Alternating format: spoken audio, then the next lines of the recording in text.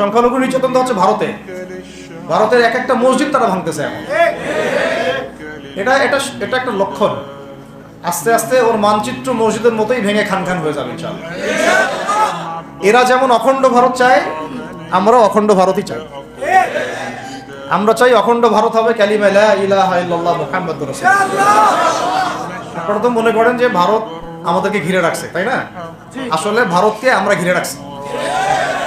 এই দিক থেকে আমরা, এই দিক থেকে চায়না, এখান থেকে নেপাল, এখান থেকে ভুটান, এখান থেকে মায়ানমার, এখান থেকে পাকিস্তান, আর তার চেয়ে বাপ আছে আফগানিস্তান।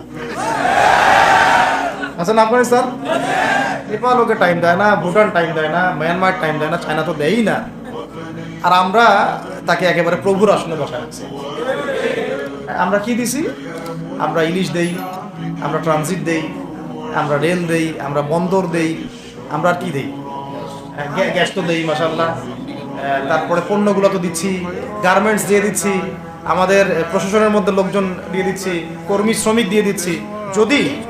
যদি কখনো বাংলাদেশে দেখা যায় যে দেশের শত্রুরা বা দিনের শত্রুরা বা উগ্রবাদীরা এই দেশের স্বাধীনতা সার্বভৌমত্বের উপর আক্রমণ করে, তখন কি আমাদের উপরে জিহাদ ফরজ হবে কিনা?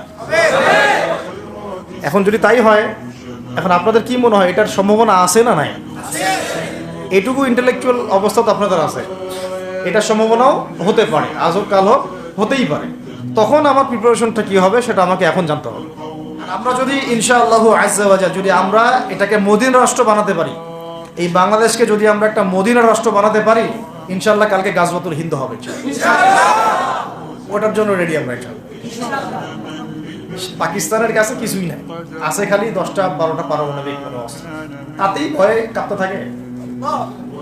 চায়না খালি একটু ভয় দেখায় যে আগাইলে কিন্তু সিকিম নিয়ে নিব, আগাইলে কিন্তু চিকেন লেগ গিলে ফেলবো। চায়নার ওই ছোট ছোট যোদ্ধাদের কাছে যে মাইকটা খায়, আর আমাদের এখানে দেখা যায় যে সীমান্তর মধ্যে একটা কৃষকও যদি সীমান্ত থেকে দূরেও হাল চাষ করে, ওকে গুলি করে ফেলে। ফেলা নেই, ফেলানির কথা ভুলে গেছেন আপনারা? আমাদের বন্যা, এরকম কতগুলো মানুষকে সীমান্ত হত্যা করে মারা হয়েছে। আজকে গুগলে গিয়ে সার্চ করে দেখেন কতগুলো মানুষকে বিগত 15 বছরে সীমান্ত হত্যা করা হয়েছে। তো এখানে আমাদের স্বাধীনতার প্রশ্ন আসে না, এখানে গণতন্ত্রের কথা আসে না, সার্বভৌমত্বের কথা আসে না, না, বরং তারা ক্ষমতার জন্য ওদের কাছে ঈমান বিক্রি করে দিয়েছে। ক্ষমতার জন্য এই উগ্রদের কাছে, মানে উগ্র হিন্দুত্ববাদীদের কাছে ওরা তাদের ঈমান, ওদের আমল, ওদের তাকওয়া, ওদের দিন সব বিক্রি করে দিয়েছে। এই জন্য আমি আগে বলেছি একটা লেকচারে যে আমরা যদি বিরিয়ানি খেতে চাই, আপনি যদি বিরিয়ানি খেতে চান, একটা পাত্র নেবেন কিনা? আচ্ছা, পাত্রটা যদি ময়লা থাকে খাবেন? পাত্র অনেক ময়লা আছে, আপনি কি ওইখানেই বিরিয়ানি ঢালবেন? তাহলে খাওয়া শুরু করবেন? সবার আগে আপনি কি করেন? এটাকে ধোন, পরিষ্কার করেন, তাই না?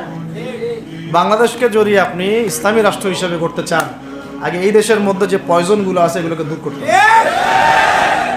সমস্ত পয়জনকে ধুয়ে সাফ করতে হবে। তারপরে যে খেলাফা বা শরিয়া বা ইমারা, যেটাই আসো, ইমারা এক জিনিস, খেলাফা আর এক জিনিস। আমি এক কথায় বোঝাচ্ছি ইসলামী রাষ্ট্র ব্যবস্থা। ইসলামী রাষ্ট্র ব্যবস্থা যদি ইসলামী রাষ্ট্র ব্যবস্থা তারপরে আসে, জমিন সাফ করার পরে, তখন সেটা সাস্টেইন করবেন ইনশাআল্লাহ।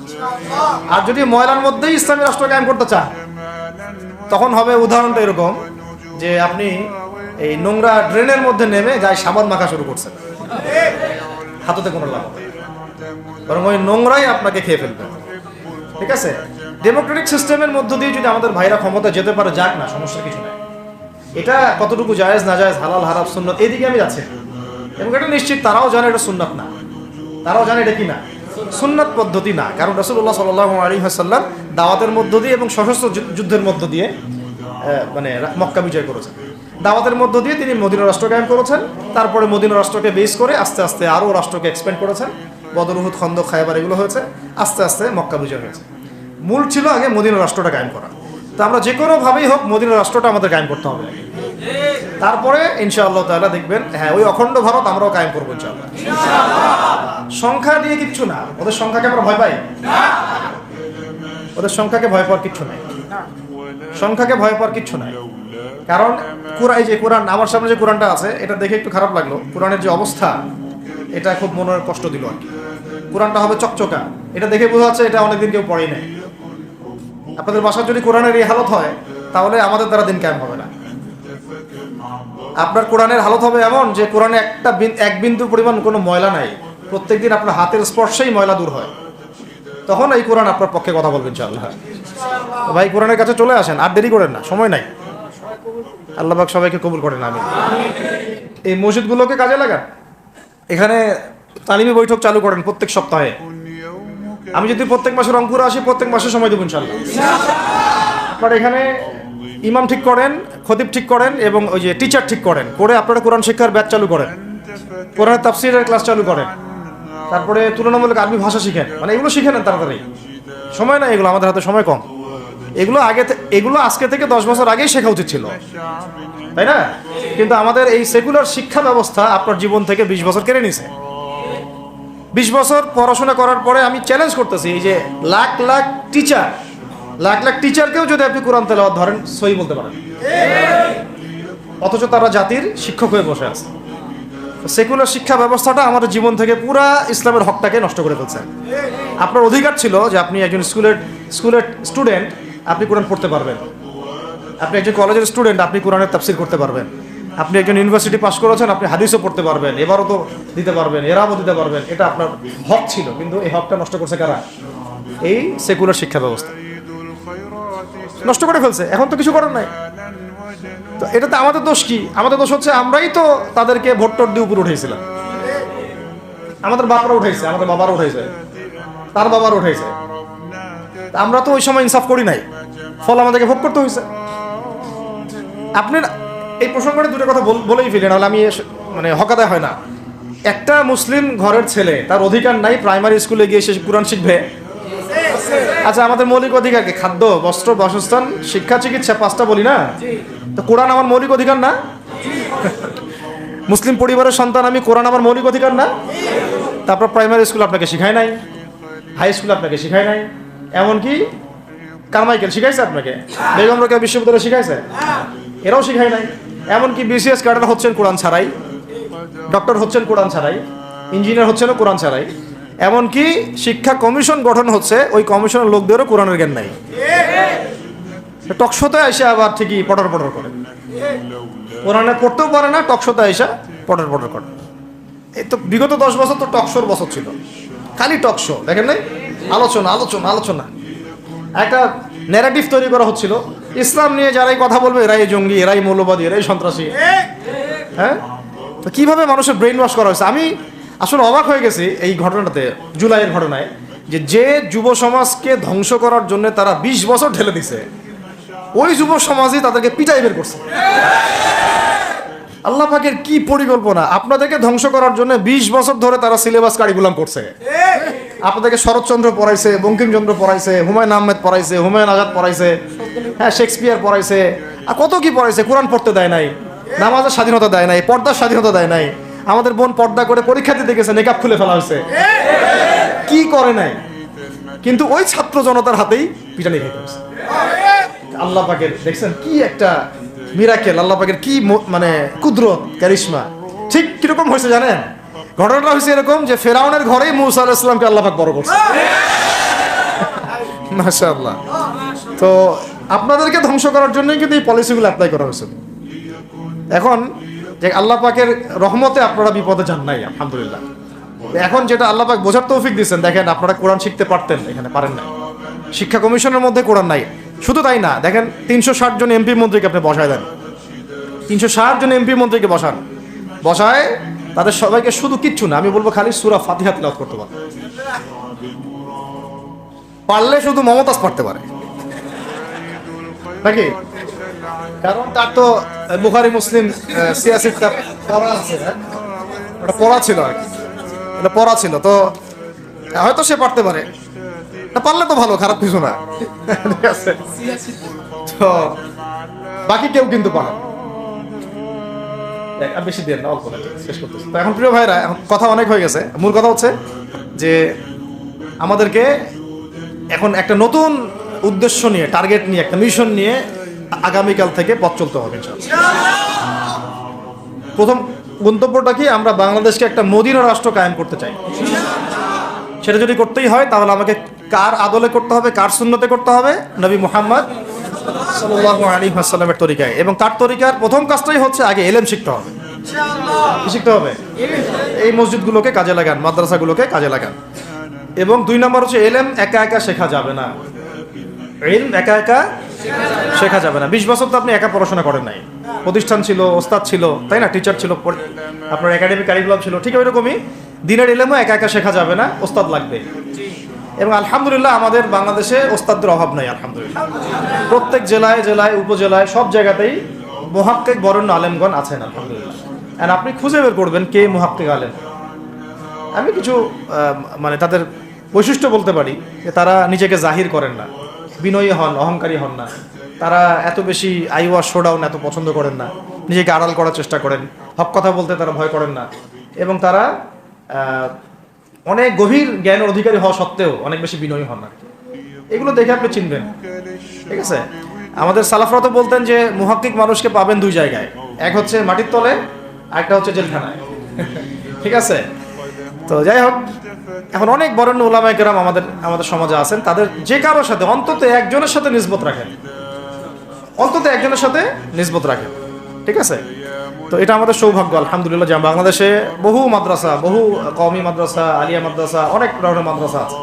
কিছু সংকীর্ণতা বা কিছু সমস্যা আমাদের মধ্যে থাকতে পারে, এটা যে কোনো জায়গায় থাকতে পারে, কিন্তু আলহামদুলিল্লাহ এই খেদমতটুকু আছে বলেই এখন পর্যন্ত দ্বীন ইসলামকে তারা মিটাইতে পারে নাই আলহামদুলিল্লাহ।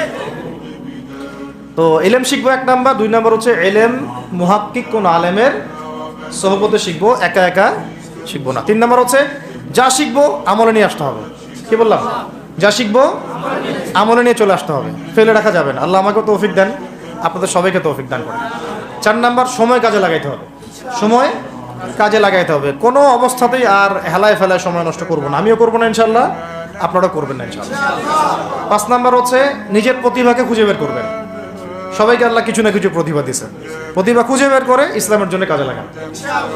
6 নাম্বার হচ্ছে যাদের রিজিক হালাল তাদের তো আলহামদুলিল্লাহ কোনো সমস্যা নেই, যাদের হারাম রিজিক আজকে ছাড়তে হবে। কোনো সুদের সাথে সম্পৃক্ত থাকা যাবে না, কোনো ঘুষ, কোনো দুর্নীতি, কোনো মাপে কম দেওয়া, কোনো হারামে আমি খাবো না, আমি কোনো হারামের কাছে যাব না। আর উত্তরবঙ্গের বড় বড় ফিতনাগুলোর মধ্যে এই সুদী এনজিওদের ফিতনাও আছে, কাদিয়ানীদের ফিতনাও আছে, তাই না? তারপরে আপনার এই যে ইসাই মুসলিমদের একটা ফিতনা আছে না, একটা ফিতনা আছে। তারপরে এই আপনার বিড়ি ফ্যাক্টরি, তামাক ফ্যাক্টরি, এগুলা ফিতনা আছে হারাম খাবার। আবার নতুন করে ইসকনের ফিতনাও উত্তরবঙ্গে দেখা যাচ্ছে। তো এই ফিতনাগুলোকে চিহ্নিত করে আপনাকে বেঁচে থাকতে হবে এবং রিজিকটাকে হালাল করে ফেলতে হবে, ঠিক আছে? এর পাশাপাশি হচ্ছে 6 নম্বর বলবো যে পরিবারগুলো গড়ে তুলতে হবে। প্রত্যেকটা পরিবার হবে একটা দুর্গ, মানে আমার পরিবার হচ্ছে আমার একটা ইসলামিক রাষ্ট্রের মতো। এই পরিবারের মধ্যে অন-ইসলামিক কোনো কাজ চলে না। পরিবারের মালিক কে? আমি না? এখানে কি রাষ্ট্র আমাকে হস্তক্ষেপ করতে পারবে? তা আমার পরিবার আমার কন্ট্রোলে চলবে, একদম ইসলামিক অনুশাসন অনুযায়ী চলবে, ডানে বামে নড়তে পারবে না। এভাবে আপনাকে শক্ত থাকতে হবে। 7 নম্বর হচ্ছে এখন থেকে তাবলীগের কাজ সবাইকে করতে হবে। কতটুকু করবেন? যতটুকু আপনি জানেন, যতটুকু আপনি জানেন। যেটা জানেন না ওটা নিয়ে কথা বলার দরকার নেই। আর সমাজে কিছু ইখতিলাফি মাসালাগুলো আছে যেগুলোকে নিয়ে কিছু মানে মোটা বুদ্ধির মানুষেরা আর কি মসজিদগুলো ভাগ করে ফেলে, ঠিক আছে? এই পাল্লায় পড়া যাবে না। ইখতিলাফি মাসালাগুলো সাহাবীদের যুগ থেকেই ছিল, এগুলো নিয়ে মতবিরোধের সুযোগ নাই। এটা তার কাছে এই মাসালাটা অথেন্টিক মনে হয়, সে আমল করতেছে, করুক। আমার কাছে এই ফিকহের আলোকে এটা বেশি অথেন্টিক মনে হয়, আমি এটা আমল করতেছি। এগুলো নিয়ে কোনো রকমের আর দ্বন্দ্বে যাবেন না। বরং আমরা এখন ঐক্যবদ্ধ হব কিসের ভিত্তিতে? আমরা ঐক্যবদ্ধ হব আকীদা, আমল এবং মানহাজের ভিত্তিতে। আমাদের আকীদা আহলুস সুন্নাহ ওয়াল জামাআর আকীদা থাকবে, আমল থাকবে সাহাবীওয়ালা আমল, এবং মানহাজ থাকবে আমরা সালাফদের আদলে বাংলাদেশে দিন কায়েম করতে চাই।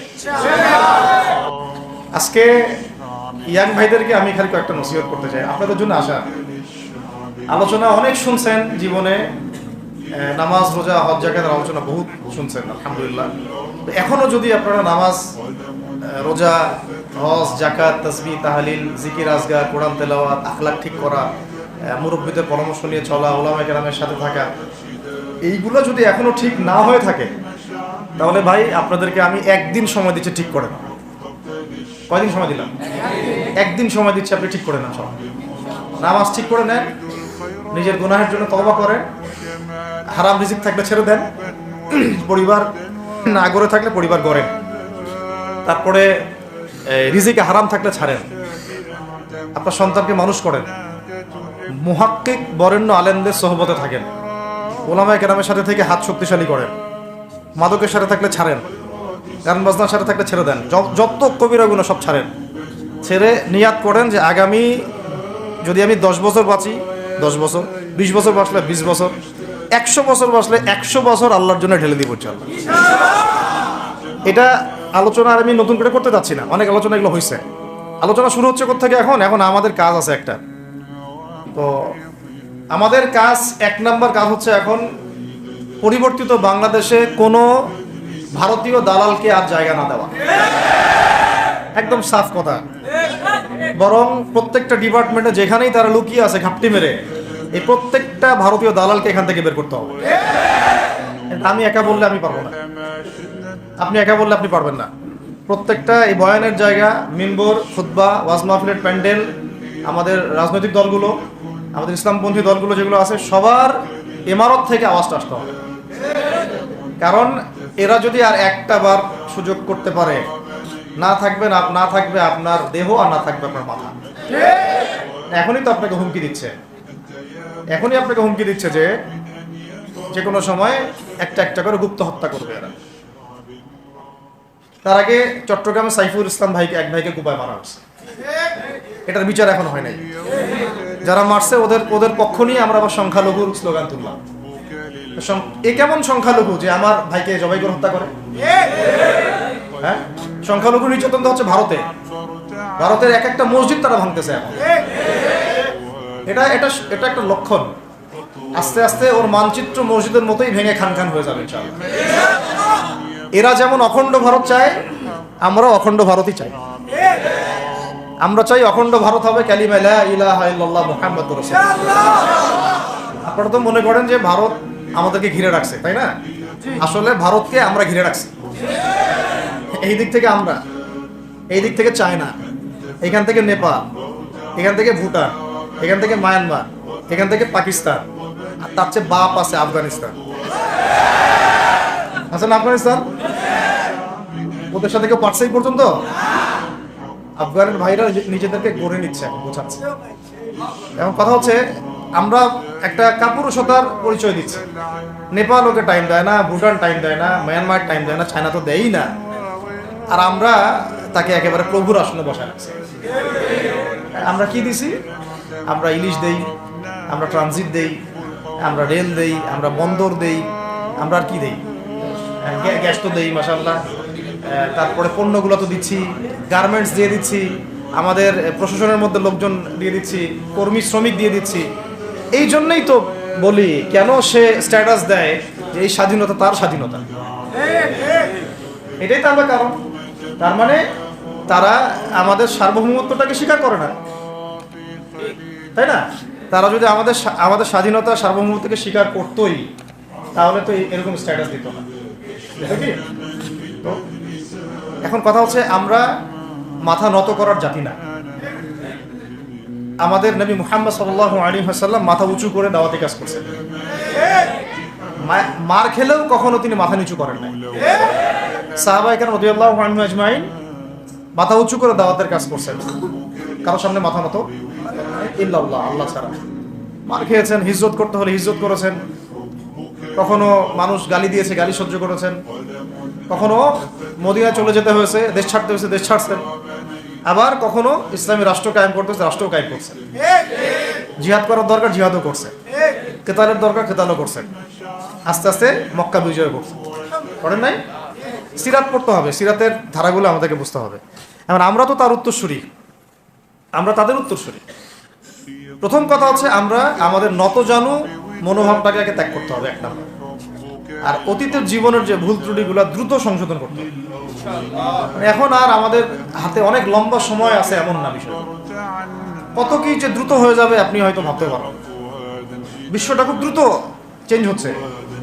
এই অল্প সময়ের মধ্যে আফগানের ভাইরা দাঁড়ায় গেছে, অল্প সময়ের মধ্যে সিরিয়া দেখলেন যে পরিবর্তন হয়ে যাচ্ছে। কিন্তু বাংলাদেশে এখন সেই অবস্থাটা নাই। কিন্তু বাংলাদেশে তাবলিগের মেহনত, আমর বিল মারুফ নাহি আনিল মুনকারের মেহনত তো চলবে, মানে তাবলিগের মেহনত, দাওয়াতের মেহনতটা চলবে। যদি যদি কখনো বাংলাদেশে দেখা যায় যে দেশের শত্রুরা বা দিনের শত্রুরা বা উগ্রবাদীরা এই দেশের স্বাধীনতা সার্বভৌমত্বের উপর আক্রমণ করে, তখন কি আমাদের উপরে জিহাদ ফরজ হবে কিনা? এখন যদি তাই হয়, এখন আপনাদের কি মনে হয় এটার সম্ভাবনা আছে না নাই?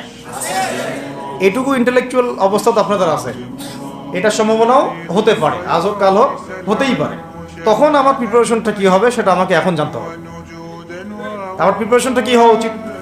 প্রথম প্রিপারেশন হওয়া উচিত আগের সমস্ত জিন্দেগিতে যা করছি নিজেকে আল্লাহর দিকে ফিরাই নিয়ে আসা। এটা প্রথম কাজ। যে আল্লাহর দিকে ফিরে আসা নেই, তার সাথে না জিহাদের সম্পর্ক আছে না কিতালের কোনো সম্পর্ক আছে, সে তো আল্লাহর পথেই নাই। তো প্রিয় যুবক ভাইয়েরা, আগে প্রথম কথা হচ্ছে আগে আপনি আল্লাহর দিকে ফিরে আসেন, এক নম্বর। দ্বিতীয় কথা হচ্ছে এরপরে আমাদের প্রয়োজন শারীরিক প্রস্তুতি।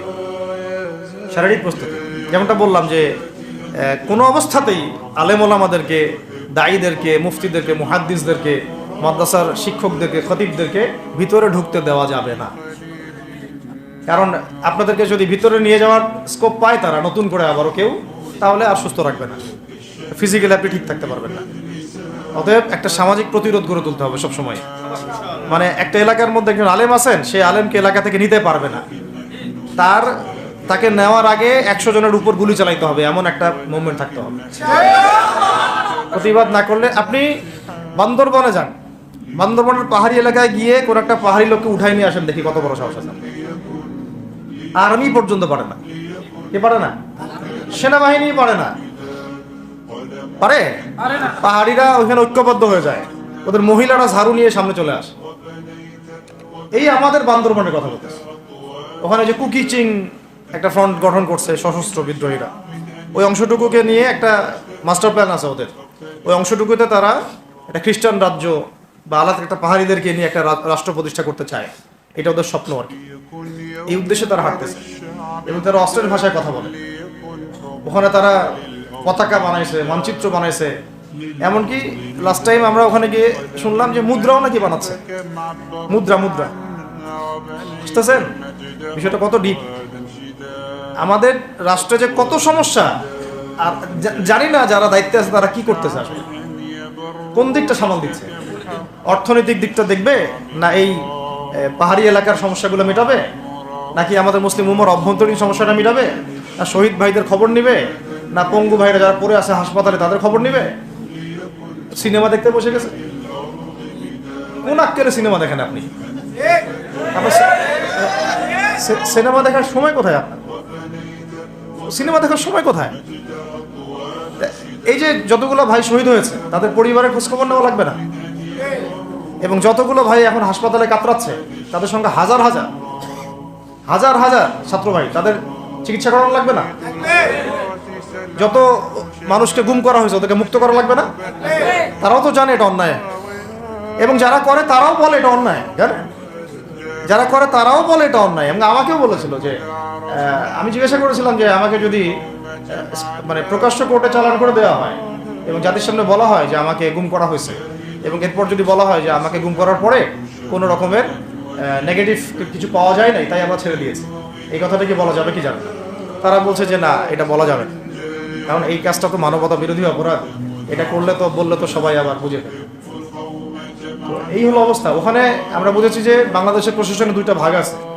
একটা ভাগ হচ্ছে মারাত্মক রকমের ইসলাম প্রিয় এবং দেশপ্রেমিক, মাশাআল্লাহ, আমরা তাদেরকে স্যালুট জানাই, মাশাআল্লাহ।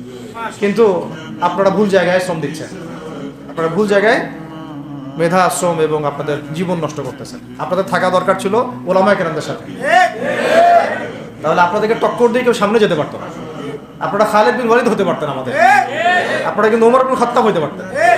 ওইখানে ঢুকে আপনারা শুধুমাত্র দুনিয়ার স্বার্থে সব নষ্ট করতেছেন। আমাদেরকে বলা হচ্ছে হুজুর বদদোয়া করিয়েন না, হুজুর ছেড়ে দিচ্ছেন, আমাদেরকে বদদোয়া দিয়েন না আবার বের হয়ে, আমাদের চাকরি এটা, ডিউটি এটা। এক ভাই আমাকে কোরআন এনে দিয়েছিল, নির্জনতা, তো ওখানে নির্জনতার সঙ্গী হচ্ছে কোরআন এবং নামাজ। তো এক ভাই দেখেছে আমি একটু নির্জন, মন খারাপ বসে আছে, একটা কোরআন নিয়ে এসে দিয়েছে, হুজুর কোরআন পড়েন আপনি, মন ভালো হবে। আর একজন এসে কোরআন নিয়ে চলে গেছে। কোরআন পড়ে ওখানে যদি আপনি আবার উল্টাপাল্টা কিছু করেন, ওদের নিয়ম নাই কোরআন দেওয়া। কোরআন দেওয়ার কি নাই? নিয়ম নাই। তো এই হলো অবস্থা। কথা হচ্ছে যে এই ভাইদেরকে মুক্ত করাও তো তাদের কাজ ছিল।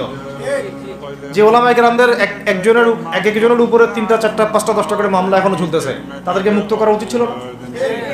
আর এই পুরো জুলুমের পিছনে যত জালেম ইনভলভ ছিল তাদেরকে আইডেন্টিফাই করে ভিতরে ঢুকানো উচিত ছিল না? হয়েছে সবকিছু? এই জিনিসগুলোর মধ্যে অনেক গ্যাপস আছে। এগুলো যদি এভাবে চলতে থাকে তাহলে আগামীতে আমরা যারা ইসলামিক রাজনীতি করবো বলে চিন্তা করতেছি বা ইসলামকে রাষ্ট্র ক্ষমতায় নিতে চাই, আমরাও কিন্তু বেগ পাবো, ভালো রকমের বেগ পাইতে হবে। আর বিগত সময় আমরা অনেক ভুল করছি, যেমন মন খারাপ করেন না এগুলো, আমরা ভুল করছি এই যে আমরা সেকুলারদেরকে অনেক বিশ্বাস করে ফেলছি, ওদের সাথে জোট করতে গেছি, ঠিক আছে, ওদেরকে আমরা ভাই বোনে করার চেষ্টা করছি। আসলে এদের সাথে আর কাফেরদের সাথে কোনো পার্থক্য নেই। সেকুলারিজমে যারা আছে আর কুফার যারা, এদের মধ্যে কোনো পার্থক্য নেই। ওই কালিমা পড়া না পড়ার পার্থক্য তো, বাকি আপনার পিঠে ছুরি এরাও মারবে ওরাও মারবে। আমাদের টার্গেট হচ্ছে এখন একটা ইসলামপন্থী সরকারকে রাষ্ট্র ক্ষমতায় নিয়ে যাওয়া, এটা আমাদের এখন প্রধান টার্গেট। আমাদের এজেন্ডা স্পষ্ট, কোনো গোপন এজেন্ডা নাই। আমাদের কি নাই? কোনো গোপন এজেন্ডা নেই। আমরা চাই বাংলাদেশে এখন একটা ইসলামপন্থী রাষ্ট্র ব্যবস্থা গড়ে উঠুক, ইসলামপন্থী সরকার শাসন ক্ষমতায় আসুক। এটার জন্য আপনাদের সবার ভূমিকা আছে। কেউ কথা দিয়ে ভূমিকা রাখবেন, কেউ লিখবেন, কেউ বলবেন, কেউ যেভাবে হোক আপনাকে ভূমিকা তো রাখতেই হবে। কারো বসে থাকার সুযোগ নেই। এখন এই রাষ্ট্রটাকে ইসলামিক রাষ্ট্র হিসেবে গড়ার দায়িত্ব এখন সবার কাঁধে আসছে। আমরা আমাদের জায়গা থেকে বলতেছি, বাকি কাজ কিন্তু আপনাদেরকে করতে হবে। আল্লাহ পাক করার তৌফিক দান করে। আর ইসলামপন্থী ভাইদের আপোষের যে দূরত্ব, এটা কমায় ফেলতে হবে। এই দূরত্ব রাখা যাবে না। ইখতিলাফ আছে থাক, যদি আকীদাগত মৌলিক কোনো পার্থক্য না থাকে, আমরা তো ভাই ভাই নাকি? আমাদের চেয়ে কি মানে সেকুলাররা আমাদের বেশি বড় ভাই? আমাদের চেয়ে কি যে নাস্তিক মুরতাদরা আমাদের বড় ভাই? কমিউনিজমে যারা আছে ওরা আমাদের বড় ভাই? এই গণতন্ত্রপন্থী যারা একবারে কট্টর, ওরা আমাদের যিনি ভাই নাকি? আমাদের তো ভাই, সোজা কথা হচ্ছে ইন্নামাল মুমিনুনা ইখওয়া, ইন্নামাল মুমিনুনা, মুমিন যারা মুমিন ভাই। মুমিনে কি ভাই? খালাস। আল মুসলিম ওয়া আখুল মুসলিম, মুসলিমের ভাই কি? মুসলিম, খালাস, এইটুক। মুসলিম আমার ভাই, মুসলিম আমার ভাই। এখন যারা এদেশের রাষ্ট্র ক্ষমতায় ইসলামকে চায় না, তারা আমাদের ভাই না। সে যে কোনো নামে আসুক, এক্স ওয়াই জেড, দেখার দরকার। এক্স নামে আসুক, ওয়াই নামে আসুক, জেড নামে আসুক, যারা রাষ্ট্র ব্যবস্থা ইসলামকে চায় না তারা আমার ভাই খালাস, সোজা কথা। এবং রাষ্ট্র ব্যবস্থা ইসলাম চায় যে ভাইরা আমাদের, ওই ভাইদেরকে একসাথে থাকতে হবে। আল্লাহর কসম করে বলতেছি, ইনশাআল্লাহ যদি এই ভাইরা আমরা একসাথে থাকতে পারি, এর সাথে আমরা দায়ীরা, তালেবে ইলমরা এবং আপনারা তো যুব সমাজ আছেন, আমাদেরকে টক্কর দিয়ে বাংলাদেশের রাষ্ট্র ক্ষমতায় কেউ যাইতে পারবে না ইনশাআল্লাহ। সবাইকে ভূমিকা রাখতে হবে। অন্যান্য আলোচনা চেয়ে এই আলোচনাটাই বেশি দরকার। অন্য আলোচনা অনেক শুনছেন যে, এখন বাংলাদেশের দরকার একটা ইসলামপন্থী রাষ্ট্র ব্যবস্থা। এর বাইরে কোনো আলাপ নাই। এটা প্রতিষ্ঠা করার জন্য কি করতে হবে সেটা ফিকির করার। কি করতে হবে বলেন? প্রথম কথা হচ্ছে আমাদেরকে আগে বৈশ্বিক জালেমদেরকে চিহ্নিত করতে হবে। পুরো বিশ্বে কারা জালেম, এটা কি চিন্তা করা বাকি আছে? এই কথা বলতে যে ভয় পায়, তার তো নবীর ওয়ারিস হওয়ার দাবি করার উচিত না। ঠিক আছে, ঠিক আছে। এখন যে মানে সম্ভাবনা শেষ হয়ে গেছে এমন না। এখন সবাই প্রতিবাদের ভাষায় কথা বলতে পারে। একটা রেভলিউশন ঘটানোর মতো সিচুয়েশন বাংলাদেশে আছে। অন্তত পক্ষে আমাদের ভাইদের মধ্যে আমরা দেখেছি, ছাত্র ভাইদের মধ্যে সাহস তো মাশাআল্লাহ অবশ্যই আছে, ডেডিকেশন আছে, জীবন দেওয়ার মানসিকতা আছে। তাদেরকে খালি নার্সিং করতে হবে, জীবনটা যেন ভুল পথে না যায়। এখন আবু সাঈদের রক্তের উপর দাঁড়ায় যদি কোনো সেকুলার ক্ষমতায় আসে, তাহলে এটা আবু সাঈদের রক্তের সাথে গাদ্দারি হচ্ছে। এই মুগ্ধদের রক্তের উপর সিঁড়ি বানায় যদি কোনো জাতীয়তাবাদীরা আর ওই সেই গণতন্ত্রপন্থীরা, ওই ইসলামের দুশ্মনরা, ওই ভারতের দালাল্লাই যদি ক্ষমতায় আসে, তাহলে এটা ওদের রক্তের সাথে গাদ্দারি হচ্ছে। এই গাদ্দারির মাফ হবে না। এইটা পলাশির যুদ্ধের চেয়ে বড় মীর জাফরি হয়েছে, এটা ৭১-এর চেয়ে বড় রাজাকারী হয়েছে। আপনারা বলেন যে দেখেন, ভালো করে বুঝেন, গুম হয়েছে এক শ্রেণী, আমার কথা মন খারাপ করে না, এক শ্রেণী গুম হয়ে গেছে, এক শ্রেণী ক্রস ফায়ার, এক শ্রেণীর শাপলা চত্বরে রক্ত দিছে, তাই নাই? এক শ্রেণী ওলামায়ে কেরাম মামলা নিয়ে ঘুরে বেড়াচ্ছে মাথার উপরে, এক শ্রেণীর ছাত্র ভাইরা রাস্তায় শহীদ হলো, আর এক শ্রেণীর ছাত্র ভাইরা পঙ্গু হয়ে হাসপাতালে বেডে পড়ে আছে। ক্ষমতায় গেছে কারা? নতুন এক শ্রেণী। হ্যাঁ, এবং ওখানে এমন কিছু মানুষ আছে যাদের সাথে আন্দোলনের কোনো সম্পর্কই ছিল না, সম্পূর্ণ উড়ে এসে জুড়ে বসছে তারা। তাহলে এখানে ইসলামিক রাজনৈতিক দলগুলোকে সামনে রাখা যাইতো, তাদের থেকে তো উপদেষ্টা একটাও নেয় নাই। জামাত ইসলাম থেকে একটা উপদেষ্টা নিছে কিনা? হেফাজত ইসলাম থেকে কোনো উপদেষ্টা নিছে কিনা? আমাদের চরমনায় থেকে একটা উপদেষ্টা নিছে কিনা বলেন? তার মানে রাষ্ট্র গঠনে আমাদের কোনো ভূমিকা নাই না। আমাদেরকে বুঝাইছে যে আপনারা পরে আসেন, ইলেকশন দিব, তখন আপনারা ইলেকশন লড়বেন। কাকে বিশ্বাস করবেন না? বিশ্বাসটা করবেন কাকে? যখন মোস্তফা সরোয়ার ফারুকের মধ্যে একজন উপদেষ্টা হচ্ছে, বিশ্বাসটা আপনি করবেন? সারা জীবন মানুষকে পরকে শিখাচ্ছে, তার কোন যোগ্যতায় সে উপদেষ্টা হচ্ছে? আচ্ছা, একটা কাজ করেন, এটা উপদেষ্টা করার জন্য একটা পরীক্ষা নেন না, দেখি বিসিএস এর মতো, দেখেন না এরা পাস করে কিনা। অথবা আপনি একটা কাজ করেন, ইসলামিক সেন্সে পরীক্ষা নেন, দেখেন কুরআন তেলাওয়াত করতে পারে কিনা। কিসের ভিত্তিতে হলো? এই যে এই সমস্যাগুলো থেকে গেছে। তারপরেও যা হয়ে গেছে হয়ে গেছে। এখন আমাদের যেটা কথা সেটা হচ্ছে, আমরা তো আর কোনো বিদ্রোহে যেতে চাই না, আমরা যে শান্তিপূর্ণভাবে ইসলাম প্রতিষ্ঠা করতে। কিন্তু প্রয়োজনে যদি তারা মানে আমাদের উপর জুলুমের ভাষা বেছে নেয়, তাহলে আমরা অবশ্যই এবার প্রতিবাদের ভাষা বেছে নিব। এই জন্য সবার আগে জরুরি হচ্ছে যুবকদেরকে এক কাতারে থাকা, ইসলামপন্থী ভাইদের সাথে থাকা, ইসলামী সংগঠনের সাথে থাকা, এবং নাম XYZ যেটাই হোক না কেন, নাম XYZ হতে পারে, আপোষে ভাই ভাই হয়ে থাকা। এটাতে যদি ভাই আমরা এবার ভুল করি, আল্লাহর কসম করে বলতেছি, আল্লাহ না করুক, এরপরে যদি মায়ের আসে, না আপনি বাঁচবেন না, আমি বাঁচবেন, কেউই না, ইনশাআল্লাহ ওই দিন আসবে না। আর আমরা যদি ইনশাআল্লাহ আজ্জা ওয়া জাল যদি আমরা এটাকে মদিনা রাষ্ট্র বানাতে পারি, এই বাংলাদেশকে যদি আমরা একটা মদিনা রাষ্ট্র বানাতে পারি, ইনশাআল্লাহ কালকে গাজওয়াতুল হিন্দ হবে ওটার জন্য রেডি আমরা। পাকিস্তানের কাছে কিছুই নাই, আছে খালি 10টা 12টা পারমাণবিক কোনো অস্ত্র, তাতেই ভয়ে কাঁপতে থাকে। চায়না খালি একটু ভয় দেখায় যে আগাইলে কিন্তু সিকিম নিয়ে নিব, আগাইলে কিন্তু চিকেন নেক গিলে ফেলবো। চায়নার ওই ছোট ছোট যোদ্ধাদের কাছে যে মাইকটা খায়, আর আমাদের এখানে দেখা যায় যে সীমান্তর মধ্যে একটা কৃষকও যদি সীমান্ত থেকে দূরেও হাল চাষ করে, ওকে গুলি করে মেরে ফেলে। ফেলা নেই, ফেলানির কথা ভুলে গেছেন আপনারা? আমাদের বন্যা, এরকম কতগুলো মানুষকে সীমান্ত হত্যা করে মারা হয়েছে। আজকে গুগলে গিয়ে সার্চ করে দেখেন কতগুলো মানুষকে বিগত 15 বছরে সীমান্ত হত্যা করা হয়েছে। তো এখানে আমাদের স্বাধীনতার প্রশ্ন আসে না, এখানে গণতন্ত্রের কথা আসে না, সার্বভৌমত্বের কথা আসে না, না, বরং তারা ক্ষমতার জন্য ওদের কাছে ঈমান বিক্রি করে দিয়েছে। ক্ষমতার জন্য এই উগ্রদের কাছে, মানে উগ্র হিন্দুত্ববাদীদের কাছে ওরা তাদের ঈমান, ওদের আমল, ওদের তাকওয়া, ওদের দিন সব বিক্রি করে দিয়েছে।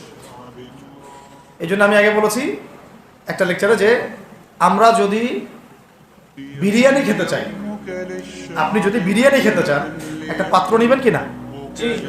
আচ্ছা, পাত্রটা যদি ময়লা থাকে খাবেন?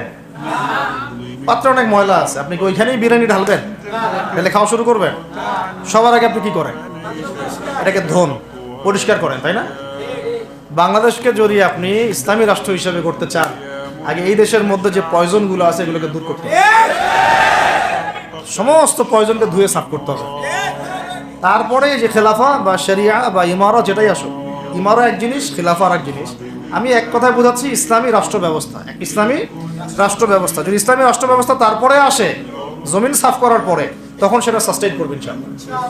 আর যদি ময়লার মধ্যেই ইসলামী রাষ্ট্র কায়েম করতে চান, তখন হবে উদাহরণটা এরকম যে আপনি এই নোংরা ড্রেনের মধ্যে নেমে গায়ে সাবান মাখা শুরু করছেন, হাততে কোনো লাভ হবে না, বরং ওই নোংরাই আপনাকে খেয়ে ফেলবে। ঠিক আছে, ডেমোক্রেটিক সিস্টেমের মধ্য দিয়ে যদি আমাদের ভাইরা ক্ষমতা যেতে পারে, যাক না, সমস্যা কিছু নাই। এটা কতটুকু জায়েজ না জায়েজ, হালাল হারাম সুন্নাত, এদিকে আমি যাচ্ছি না।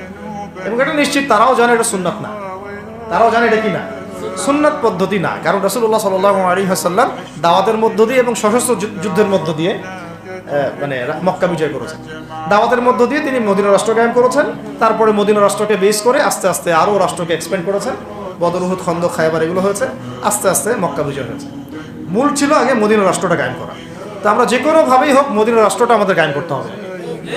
তারপরে ইনশাআল্লাহ তাআলা দেখবেন, হ্যাঁ, ওই অখণ্ড ভারত আমরাও কায়েম করবো ইনশাআল্লাহ।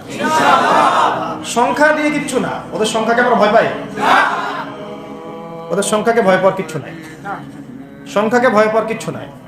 কারণ এই যে কোরআন, আমার সামনে যে কোরআনটা আছে, এটা দেখে একটু খারাপ লাগলো। কোরআনের যে অবস্থা, এটা খুব মনের কষ্ট দিল আর কি। কোরআনটা হবে চকচকা, এটা দেখে বোঝা যাচ্ছে এটা অনেকদিন কেউ পড়েই নাই। আপনাদের বাসায় যদি কোরআনের এই হালত হয়, তাহলে আমাদের দ্বারা দিন কায়েম হবে না। আপনার কোরআনের হালত হবে এমন যে কোরআনে এক বিন্দু পরিমাণ কোনো ময়লা নাই, প্রত্যেকদিন আপনার হাতের স্পর্শেই ময়লা দূর হয়, তখন এই কোরআন আপনার পক্ষে কথা বলবে ইনশাআল্লাহ। ভাই, কোরআনের কাছে চলে আসেন, আর দেরি করেন না, সময় নাই। আল্লাহ পাক সবাইকে কবুল করেন, আমিন। এই মসজিদগুলোকে কাজে লাগান, এখানে তালিমি বৈঠক চালু করেন প্রত্যেক সপ্তাহে। আমি যদি প্রত্যেক মাসে রংপুরে আসি, প্রত্যেক মাসে সময় দেবো ইনশাআল্লাহ। আপনারা এখানে ইমাম ঠিক করেন, খতিব ঠিক করেন, এবং ওই যে টিচার ঠিক করেন, করে আপনারা কোরআন শিক্ষার ব্যাচ চালু করেন, কোরআনের তাফসীরের ক্লাস চালু করেন, তারপরে তুলনামূলক আরবি ভাষা শিখেন। মানে এগুলো শিখে নেন তাড়াতাড়ি, সময় না এগুলো, আমাদের হাতে সময় কম। এগুলো আজকে থেকে 10 বছর আগেই শেখা উচিত ছিল, তাই না? কিন্তু আমাদের এই সেকুলার শিক্ষা ব্যবস্থা আপনার জীবন থেকে 20 বছর কেড়ে নিছে। 20 বছর পড়াশোনা করার পরে আমি চ্যালেঞ্জ করতেছি, এই যে লাখ লাখ টিচারকেও যদি আপনি কোরআন তেলাওয়াত ধরেন, সহি বলতে পারেন, অথচ তারা জাতির শিক্ষক হয়ে বসে আছে। সেকুলার শিক্ষা ব্যবস্থাটা আমাদের জীবন থেকে পুরা ইসলামের হকটাকে নষ্ট করে ফেলছে। আপনার অধিকার ছিল যে আপনি একজন স্কুলের স্টুডেন্ট, আপনি কোরআন পড়তে পারবেন। আপনি একজন কলেজের স্টুডেন্ট, আপনি কোরআনের তাফসীর করতে পারবেন। আপনি একজন ইউনিভার্সিটি পাস করেছেন, আপনি হাদিসও পড়তে পারবেন, এবারও তো দিতে পারবেন, এরাও দিতে পারবেন। এটা আপনার হক ছিল, কিন্তু এই হকটা নষ্ট করছে কারা? এই সেকুলার শিক্ষা ব্যবস্থা নষ্ট করে ফেলছে। এখন তো কিছু করার নাই। তো এটাতে আমাদের দোষ কি? আমাদের দোষ হচ্ছে আমরাই তো তাদেরকে ভোট টোট দিয়ে উপরে উঠেছিলাম। আমাদের বাপরা উঠাইছে, আমাদের বাবারা উঠাইছে, তার বাবার উঠাইছে। আমরা তো ওই সময় ইনসাফ করি নাই, ফল আমাদেরকে ভোগ করতে হয়েছে। আপনি এই প্রসঙ্গে দুটো কথা বলেই ফেলেন, নাহলে আমি মানে হকাদায় হয় না।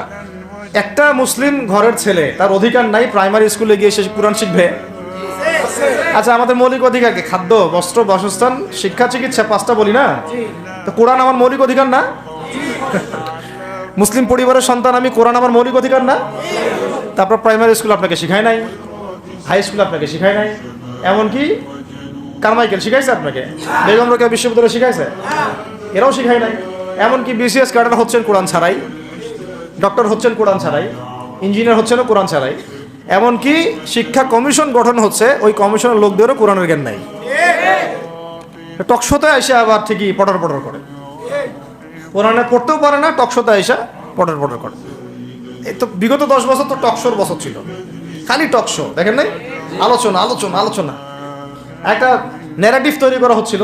ইসলাম নিয়ে যারাই কথা বলবে, এরাই জঙ্গি, এরাই মৌলবাদী, এরাই সন্ত্রাসী।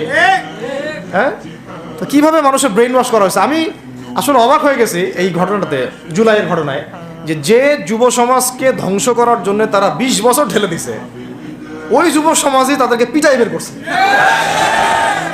আল্লাহ পাকের কি পরিকল্পনা! আপনাদেরকে ধ্বংস করার জন্য 20 বছর ধরে তারা সিলেবাস কারিকুলাম করছে।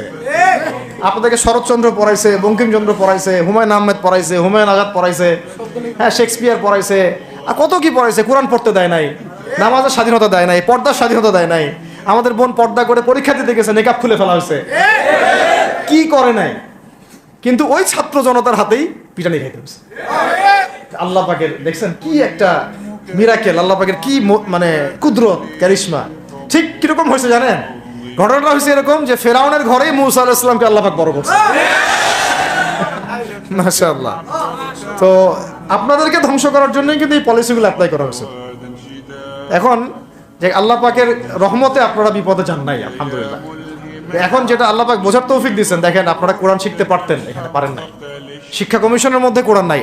শুধু তাই না, দেখেন 360 জন এমপি মন্ত্রীকে আপনি বসায় দেন, 360 জন এমপি মন্ত্রীকে বসায় তাদের সবাইকে শুধু কিচ্ছু না, আমি বলবো খালি সূরা ফাতিহা তিলাওয়াত করতে পারে, পারলে শুধু মমতাজ পড়তে পারে নাকি? কারণ তার তো বুখারী মুসলিম সিয়াসি কিতাব পড়া আছে, এটা পড়া ছিল আর কি, এটা পড়া ছিল, তো হয়তো সে পড়তে পারে। না পারলে তো ভালো, খারাপ কিছু না। ঠিক আছে, তো বাকি কেউ কিন্তু পারে না।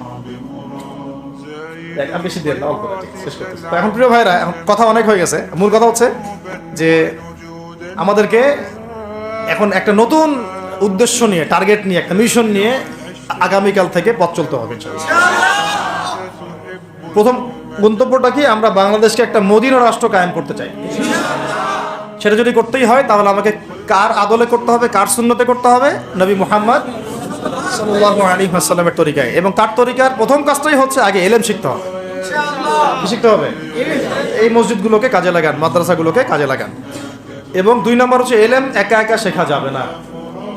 ইলম একা একা শেখা যাবে না। 20 বছর তো আপনি একা পড়াশোনা করেন নাই, প্রতিষ্ঠান ছিল, ওস্তাদ ছিল, তাই না? টিচার ছিল, আপনার একাডেমিক কারিকুলাম ছিল। ঠিক ওইরকমই দিনের ইলমও একা একা শেখা যাবে না, ওস্তাদ লাগবে। এবং আলহামদুলিল্লাহ আমাদের বাংলাদেশে ওস্তাদদের অভাব নাই আলহামদুলিল্লাহ। প্রত্যেক জেলায় জেলায় উপজেলায় সব জায়গাতেই মুহাক্কিক বরেণ্য আলেমগণ আছেন আলহামদুলিল্লাহ। আর আপনি খুঁজে বের করবেন কে মুহাক্কিক আলেম। আমি কিছু মানে তাদের বৈশিষ্ট্য বলতে পারি যে তারা নিজেকে জাহির করেন না, বিনয়ী হন, অহংকারী হন না। তারা এত বেশি আইওয়া শোডাউন এত পছন্দ করেন না, নিজেকে আড়াল করার চেষ্টা করেন, হক কথা বলতে তারা ভয় করেন না। এবং তারা অনেক গভীর জ্ঞানের অধিকারী হওয়া সত্ত্বেও অনেক বেশি বিনয়ী হন না। এগুলো দেখে আপনি চিনবেন। ঠিক আছে, আমাদের সালাফরা তো বলতেন যে মুহাক্কিক মানুষকে পাবেন 2 জায়গায়, এক হচ্ছে মাটির তলে, আরেকটা হচ্ছে জেলখানায়। ঠিক আছে, তো যাই হোক, এখন অনেক বরেণ্য উলামায়ে কেরাম আমাদের সমাজে আছেন। তাদের যে কারোর সাথে অন্তত একজনের সাথে নিসবত রাখেন, অন্তত একজনের সাথে নিসবত রাখেন। ঠিক আছে, তো এটা আমাদের সৌভাগ্য আলহামদুলিল্লাহ যে বাংলাদেশে বহু মাদ্রাসা, বহু কওমি মাদ্রাসা, আলিয়া মাদ্রাসা, অনেক ধরনের মাদ্রাসা আছে। কিছু সংকীর্ণতা বা কিছু সমস্যা আমাদের মধ্যে থাকতে পারে, এটা যে কোনো জায়গায় থাকতে পারে, কিন্তু আলহামদুলিল্লাহ এই খেদমতটুকু আছে বলেই এখন পর্যন্ত দ্বীন ইসলামকে তারা মিটাইতে পারে নাই আলহামদুলিল্লাহ। তো ইলম শিখবো 1 নাম্বার। 2 নাম্বার হচ্ছে ইলম মুহাক্কিক কোন আলেমের সোহবতে শিখবো, একা একা শিখবো না। 3 নাম্বার হচ্ছে যা শিখবো আমলে নিয়ে আসতে হবে। কি বললাম? যা শিখবো আমলে নিয়ে চলে আসতে হবে, ফেলে রাখা যাবে না। আল্লাহ আমাকে তৌফিক দেন, আপনাদের সবাইকে তৌফিক দান করেন। 4 নাম্বার সময় কাজে লাগাইতে হবে, সময় কাজে লাগাইতে হবে। কোনো অবস্থাতেই আর হেলায় ফেলায় সময় নষ্ট করবো না, আমিও করবো না ইনশাল্লাহ, আপনারাও করবেন না ইনশাল্লাহ। 5 নাম্বার হচ্ছে নিজের প্রতিভাকে খুঁজে বের করবেন। সবাইকে আল্লাহ কিছু না কিছু প্রতিভা দিয়েছেন, প্রতিভা খুঁজে বের করে ইসলামের জন্য কাজে লাগান। 6 নাম্বার হচ্ছে যাদের রিজিক হালাল তাদের তো আলহামদুলিল্লাহ কোনো সমস্যা নেই, যাদের হারাম রিজিক আজকে ছাড়তে হবে। কোনো সুদের সাথে সম্পৃক্ত থাকা যাবে না, কোনো ঘুষ, কোনো দুর্নীতি, কোনো মাপে কম দেওয়া, কোনো হারামে আমি খাবো না, আমি কোনো হারামের কাছে যাব না। আর উত্তরবঙ্গের বড় বড় ফেতনাগুলোর মধ্যে এই সুদী এনজিওদের ফেতনাও আছে, কাদিয়ানিদের ফেতনাও আছে, তাই না? তারপরে আপনার এই যে ইসাই মুসলিমদের একটা ফেতনা আছে না, একটা ফেতনা আছে। তারপরে এই আপনার বিড়ি ফ্যাক্টরি, তামাক ফ্যাক্টরি, এগুলা ফেতনা আছে হারাম খাবার। আবার নতুন করে ইসকনের ফেতনাও উত্তরবঙ্গে দেখা যাচ্ছে। তো এই ফেতনাগুলোকে চিহ্নিত করে আপনাকে বেঁচে থাকতে হবে এবং রিজিকটাকে হালাল করে ফেলতে হবে। ঠিক আছে, এর পাশাপাশি হচ্ছে 6 নম্বর বলবো যে পরিবারগুলো গড়ে তুলতে হবে। প্রত্যেকটা পরিবার হবে একটা দুর্গ, মানে আমার পরিবার হচ্ছে আমার একটা ইসলামিক রাষ্ট্রের মতো। এই পরিবারের মধ্যে অন-ইসলামিক কোনো কাজ চলে না। পরিবারের মালিক কি? আমি না? এখানে কি রাষ্ট্র আমাকে হস্তক্ষেপ করতে পারবে? তা আমার পরিবার আমার কন্ট্রোলে চলবে, একদম ইসলামিক অনুশাসন অনুযায়ী চলবে, ডানে বামে নড়তে পারবে না। এভাবে আপনাকে শক্ত থাকতে হবে। 7 নম্বর হচ্ছে এখন থেকে তাবলীগের কাজ সবাইকে করতে হবে। কতটুকু করবেন? যতটুকু আপনি জানেন, যতটুকু আপনি জানেন। যেটা জানেন না ওটা নিয়ে কথা বলার দরকার নেই। আর সমাজে কিছু ইখতিলাফি মাসালাগুলো আছে যেগুলোকে নিয়ে কিছু মানে মোটা বুদ্ধির মানুষেরা আর কি মসজিদগুলো ভাগ করে ফেলে। ঠিক আছে, এই পাল্লায় পড়া যাবে না। ইখতিলাফি মাসালাগুলো সাহাবীদের যুগ থেকেই ছিল, এগুলো নিয়ে মতবিরোধের সুযোগ নাই। এটা তার কাছে এই মাসালাটা অথেন্টিক মনে হয়, সে আমল করতেছে, করুক। আমার কাছে এই ফিকহের আলোকে এটা বেশি অথেন্টিক মনে হয়, আমি এটা আমল করতেছি। এগুলো নিয়ে কোনো রকমের আর দ্বন্দ্বে যাবেন না। বরং আমরা এখন ঐক্যবদ্ধ হব কিসের ভিত্তিতে? আমরা ঐক্যবদ্ধ হব আকীদা, আমল এবং মানহাজের ভিত্তিতে। আমাদের আকীদা আহলুস সুন্নাহ ওয়াল জামাআর আকীদা থাকবে, আমল থাকবে সাহাবীওয়ালা আমল, এবং মানহাজ থাকবে আমরা সালাফদের আদলে বাংলাদেশে দিন কায়েম করতে চাই। খালাস। আর যারা দিন কায়েমের কথা বলবে না ওদের সাথে আমার ঐক্য হবে না। কি হবে? দিন কায়েমের কোনো ফিকির নাই, তার সাথে আমার ঐক্য হবে কিভাবে? তার ফিকির আছে শুধু মসজিদ নিয়ে আর অন্য কিছু নিয়ে। তার দল নিয়ে বা তার মানে আরও তো আছে অনেক কিছু আর কি, এইগুলো নিয়ে। তো ওইগুলো বাদ দিলাম। এই আমর বিল মারুফের কাজ সবাইকে করতে হবে এবং একই সাথে সবাইকে এখন থেকে প্রতিবাদী হতে হবে, অন্যায়ে নিষেধ করতে হবে। এলাকায় অন্যায় হতে দিবেন না আপনারা। এলাকার মধ্যে জুয়া খেলবে কেন? আপনারা প্রতিবাদী হবেন। এখানে গাঁজা খাবে কেন? আপনি প্রতিবাদী হবেন। মাদকের আকারা হবে কেন? আপনারা প্রতিবাদ করবেন। এখন তো আপনি পুলিশ প্রশাসনের অপেক্ষায় বসে থাকার সময় নাই তো এখন আপনার। একজন নেককার, মুত্তাকি, পরহেজগার মানুষ প্রত্যেকটা এলাকায় থাকা দরকার। আপনাদের মধ্যে একটা জামা বা কমিউনিটি থাকা দরকার, মানে একটা অ্যাসোসিয়েশন থাকা দরকার, যারা ওই এলাকাকে সংস্কারের কাজ করবে অথবা বৃহত্তর সংগঠন যেগুলো আছে বাংলাদেশে, তাদের অঙ্গ সংগঠন হিসেবে আপনারা কাজ করতে পারেন। আল্লাহ পাক তৌফিক দান করেন। আর একটা চেইন অফ কমান্ড গড়ে তুলতে হবে দেশব্যাপী। এটা আমরা অলরেডি আছে, এবং নতুন করেও যদি কেউ চায় যে আমি কিছু অ্যাসোসিয়েশন করব যেটা আমরা মারুফের কাজ করবে, নেহিলের মুনকারের কাজ করবে, তাহলে এটা করতে পারে ইনশাআল্লাহ। আর এর সাথে আমি বলবো যে আমাদের জান, মাল, সময়, শ্রম, কটা কথা বললাম? জান, মাল, সময় এবং শ্রম। জান, আমাদের মাল, আমাদের সময়, আমাদের শ্রম, এই চারটা জিনিসকে আল্লাহর জন্য ওয়াকফ করে দিতে হবে। দুনিয়াতে মুসাফির আমরা, দুনিয়াতে কি আমরা মুসাফির। আমাদেরকে পাঠানোই হয়েছে আল্লাহর ইবাদত করার জন্য। এবং শুধু একা ইবাদত করবো কেন? আমি কি স্বার্থপর? আমার পরিবারটাও করতে হবে। এবং শুধু পরিবার কেন করবো? আমার সমাজটাও করতে হবে, আমার রাষ্ট্রটাকেও করতে হবে। কারণ রাষ্ট্রীয় কাঠামোতে ইসলাম না থাকলে আমি সমাজ চেঞ্জ করতে পারবো না। সহজ কথা, সব কথা কিন্তু ওই গোড়াতে গিয়ে ঠেকতেছে। কারণ রাষ্ট্র ব্যবস্থা যদি ইসলাম না যায়, রাজনীতির মধ্যে ইসলাম যদি না যায়, এবং একটা ইসলামিক শরিয়া ভিত্তিক বা ইমারা ভিত্তিক রাষ্ট্র যদি কায়েম না হয়, এই শব্দগুলো হয়তো তারা বুঝে না, মানে ইসলামী একটা রাষ্ট্র ব্যবস্থার কাঠামো যদি না থাকে, তাহলে আপনি ব্যাংকিং সিস্টেমকে সংস্কার করতে পারবেন না, সুদের মধ্যে সংস্কার আনতে পারবেন না, শুধু এনজিওর বিরুদ্ধে আপনি কোনো পদক্ষেপ নিতে পারবেন না, আপনি সমাজের এই যে ফাসাদ, নোংরামি, এগুলো বন্ধ করতে পারবেন না, আপনি এই যে কাদিয়ানি মতবাদের বিরুদ্ধে কিছু করতে পারবেন না, ওদের অর্থনৈতিক ডানা আপনি কাটতে পারবেন না, ওদের পলিটিক্যাল সাপোর্ট আপনারা কাটতে পারবেন না। তারপরে ওই জায়গায় ইসলাম না গেলে এই সাংস্কৃতিক আগ্রাসনগুলো কাটাতে পারবেন না। পাশের প্রতিবেশী রাষ্ট্রদের যে আগ্রাসী ভূমিকা, এগুলোর ব্যাপারে আপনি কোনো পদক্ষেপ নিতে পারবেন না। তাই ওই জায়গা পর্যন্ত যদি না যেতে পারি আমরা, তাহলে কথাগুলো শুধু বলাই হবে, কোনো বাস্তবায়ন হবে না। অতএব আমাদের মূল কাজ একটা, এখন ওই উপরের লেভেলে ইসলামকে নিয়ে যাওয়া। এই কাজগুলোর মধ্য দিয়ে আমরা ইসলামকে নিয়ে যাবো ইনশাআল্লাহ তাআলা। আর সর্বোপরি আসন্ন সময়গুলোতে যখন ওলামায়ে কেরাম, আমাদের বরেণ্য আলেমগণ, আমাদের বরেণ্য ওস্তাদগণ এবং আমাদের তুল্লাবরা, আমাদের জামাআগুলো, আমাদের ইমারাগুলো এবং আমাদের ইসলামী সংগঠনগুলো, তারা যখন মাঠে থাকবে, তখন তাদেরকে একা ছেড়ে দেওয়া যাবে না। মই দিয়ে গাছে উঠায় মই টানা যাবে না।